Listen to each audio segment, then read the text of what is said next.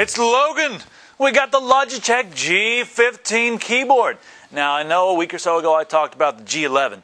And at home, you know, I said I got a G11, but it's not really a G11. It's more like a G13. Let me tell you why.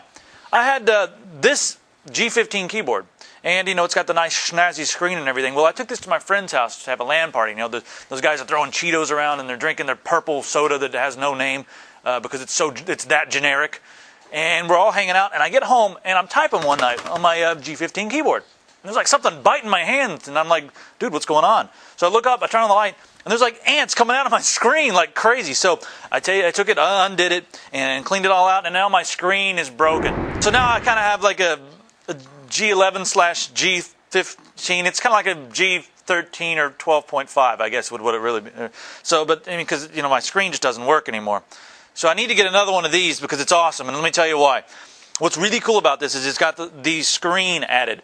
Now, what this screen does is it gives you pertinent information about what's going on with your computer, like you know what's going on with your CPU. You can also add on the ability to check your email. So when you get a new email, it's going to pop up and tell you who it's from and what's going on. So even if it's not on your monitor, you get a little notification of who's trying to talk to you.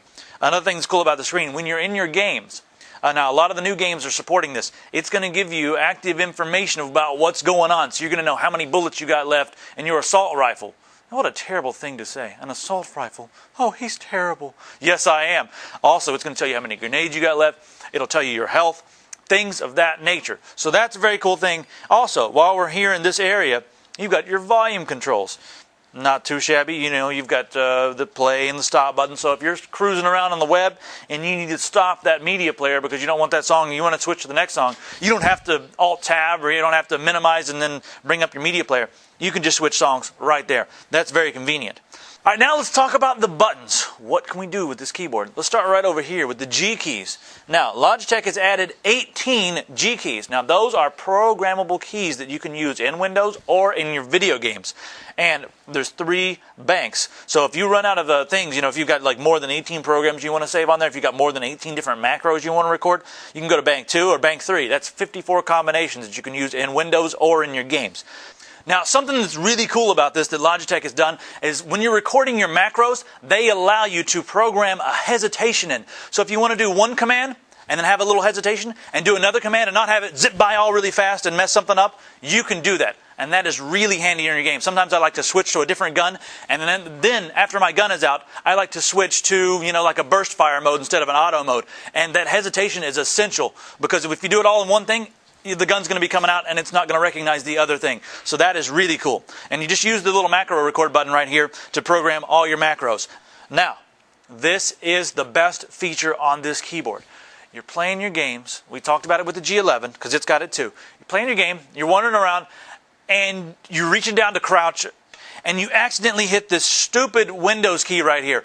And then everything minimizes and the stupid Windows menu pops up and you're out of your game and everyone else that's playing the game is screaming at you. They're saying like, dude, you minimized everything, the lag has gone through the roof, and it's all because you hit that stupid Windows key. Well, this one allows you to switch it over right here to gamer mode. And all this does is disable that stupid Windows key. So now you're in the game, you accidentally hit that button, it does nothing. That's amazing. Thank you, Logitech. That is the best feature for me on this keyboard.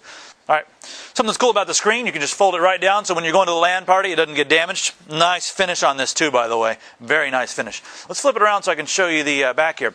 Now you plug this into your computer using USB. That takes up one port, but you get 2 here, so you can plug in anything extra right here. I love this for plugging in my joysticks. That way I don't have to turn the system around and mess around with the back of the system. Now, one thing that's really cool about the back, there's a lot of different routes so you can route cords, and it won't just route the keyboard cord. You can use this to route anything on your desktop, like your mouse, so you don't have a bunch of stupid cords all over the place. That is a really, really cool feature, and a great idea, fellas. Logitech, good idea. Another thing that's really cool, look at this. Now, if you videotape this with all these little blue dots, and you superimpose this against some clouds, we've got a UFO sighting, and you're famous online. That's right. All right, really, gamers, this keyboard, in my opinion, is the ultimate keyboard for gaming. And this key, why didn't somebody else think of that? Well, I guess because these guys thought of it first. So, I mean, really, that is the reason that you want this keyboard. It's Logan with Tiger Direct. The G15 by Logitech is amazing. This is what I've got at home. We'll see you next time.